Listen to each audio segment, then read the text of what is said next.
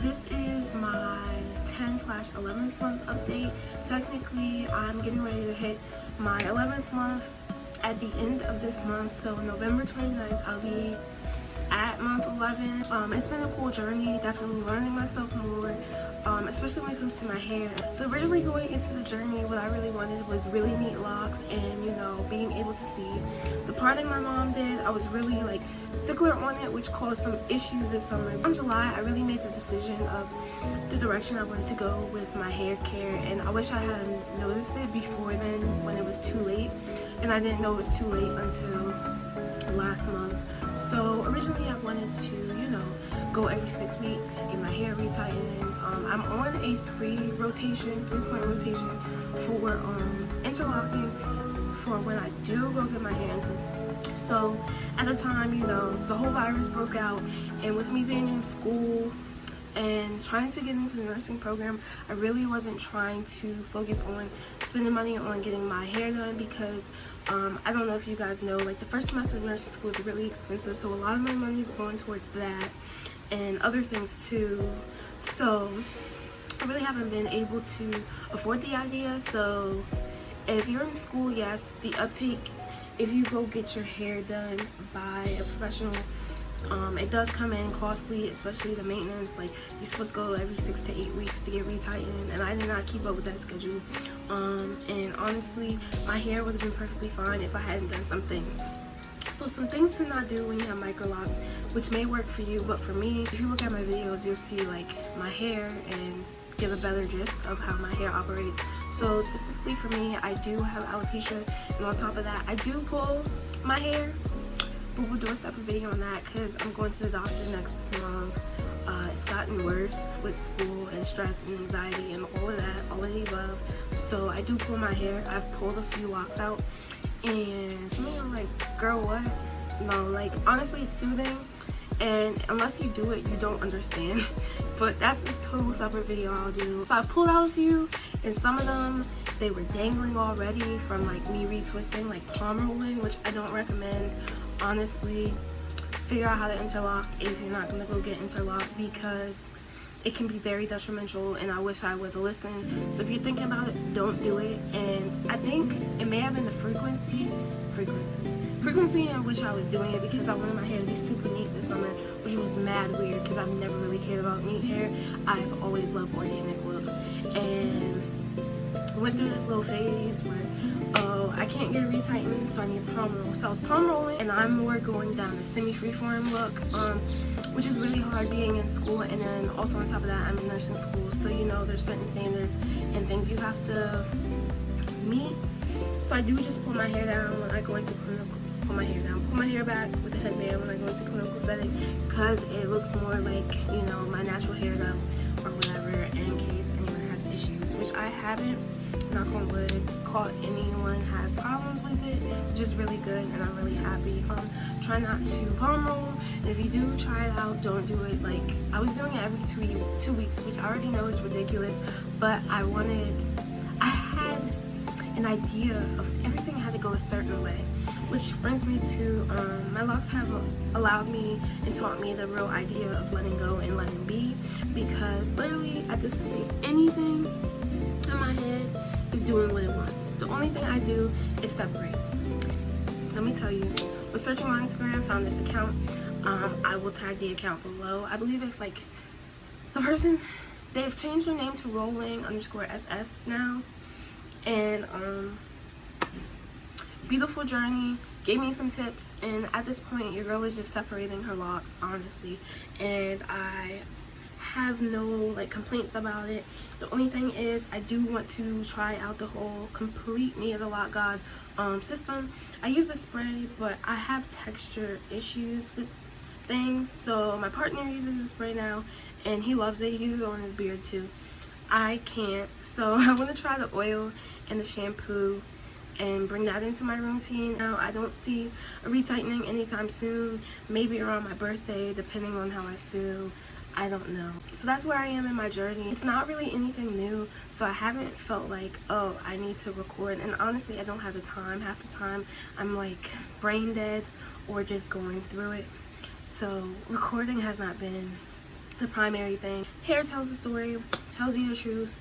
This section is mainly where I pull, so this whole thing right here, locks are missing.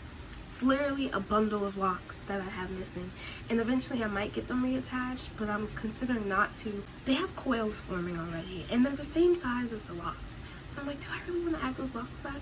Because technically, do I really care if you can tell? But the one thing is, when I wear my hair like this, you can really tell this section is missing. And I don't like how it looks aesthetically. But then some days I'm like, do I really care? Like, do I? So that's been a big thing. And sometimes I want to wear my hair forward, especially when I wash my hair. It looks really cute when my hair drops down naturally. My hair naturally drops down forward, but then I have to pull it back in the morning for class. So that's a big thing. And then around my edges, I used to make sure I at least twisted these up. Don't do that anymore. They've honestly started to do their own thing. The only main thing I do is separate my locks. I make sure I separate my locks because I do know ultimately I don't want them to combine together and marry together. I do want to continue to keep the size I have. I love the size, and I'm glad I didn't go smaller. My mom's are a bit smaller than mine, but then again, they probably aren't. It's just more of the interlocking. So a big thing I've noticed with me starting originally interlocking and now going from palm rolling to semi-freeform, basically, you can tell in some of my locks where the interlocking was. Like, in the thicker ones, you can't really tell. You just see my roots. Like, this is my new growth here in this section. And sometimes you can tell in some of the locks the bulge. Maybe I'm tripping and I can just feel it. See, I'm noticing things in my hair that people don't notice, but I'm also like, I'm loving my hair and people are probably like, oh, child. So that's another thing that I'm trying to get over with the locks. Like, is it satisfying me? That's all that matters. Because if you have the confidence in yourself and you wear it with confidence, nobody will know. But where is the one? Of course, we have my two that I combined over here. I love. My hair grows away in some sections, so some of the locks, they grow away. So when I wash my hair, I do wrap those hairs around to make sure the sections stay. Can't find any of those locks. I probably pulled them out. Those are locks I typically pull on. I have preference, and really weird how the brain works, you know? Yes, here's one.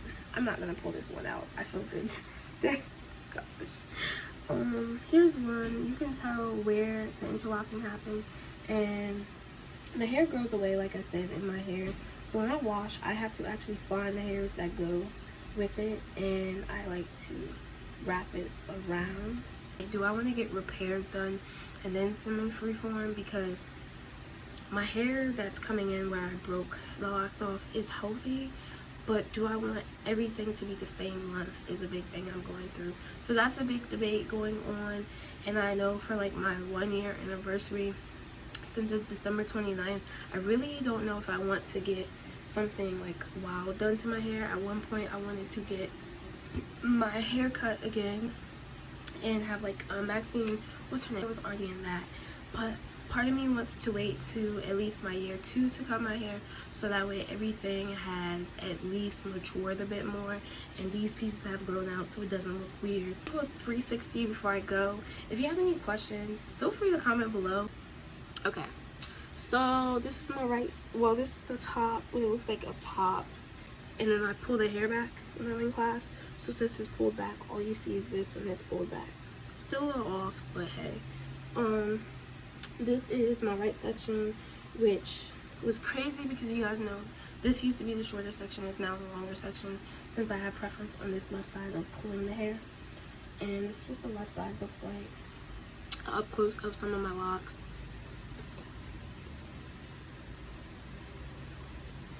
I'm gonna do the back. My undercut has not been cut since July either. Don't ask, y'all, don't. Because my hair needs a whole rehab. It's going through it with me, but I guess that's a big thing. Stepping away and realizing like I did this to let go of my hair, and finally letting go, it's so freeing. My hair looks wet. It's really not much of a difference, honestly. I mean, the only thing is my curls pop. And then, you know, I have more movement, but I already have movement now. I took the tripod down, so this is hard. Yeah, so this is what the top of the head looks like. So you really can't see much of where the breakage is, which I like when my hair is wet because it camouflages everything. Unless I really dig, you can see, you know. And then this side is now a bit longer than the left. Well, no, it's not. The left side is long. See, but honestly, I'm not even worried about length. More about volume and getting my hair back in order, which I guess the next year on my journey will be like my healthy hair journey with Locs, like I did with my natural hair. So I'm definitely gonna research to see where I want to go with the next year of my journey. Like, my alopecia is a factor too, but it's not as bad as me and pulling hair. In the beginning of my journey, I did use a sea salt spray 2 times, dried my hair out severely. I don't recommend it. If I was getting in salt water, yeah, it would have been cool because my hair is not as dry out when I get in the salt water, so it was a different experience. My hair was already locking, so I don't have anything to say about it speeding up the process, but I tried it. That's all I can say. When it comes to like shampoo, I was using the Kaleidoscope I Love Colors, you know, their aloe vera shampoo, but I just ran out. And I want to go back to using Talia Wajid because I love how it feels. It's invigorating. But I'm thinking about switching over completely to Nia the Loc God because that is now what we use for the misting. So it'd be nice to completely use her shampoo, her conditioner, and her oil. It's determined to completely keep my hair out of my hands out of my hair, which honestly has been helping me with my roots not combining, but I just need to completely stay out of my hair and not separate until wash day.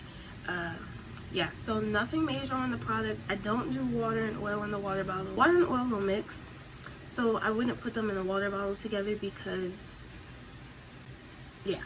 Spray my hair with water first and then put oil. Like today, before I went in for clinicals, spray my hair with some water, put a oil over it, kept it moving, and my hair still feels good because I was worried about that. And honestly, I have to go wash it, so I'll spray with the same water and oil since I know my hair loves it. Keep it moving. Not starting your journey, do it. Definitely recommend it. Watch more videos.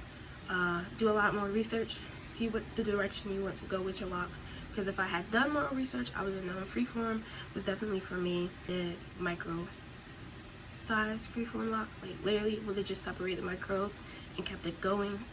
And yeah, that would have been it. Thank you for watching.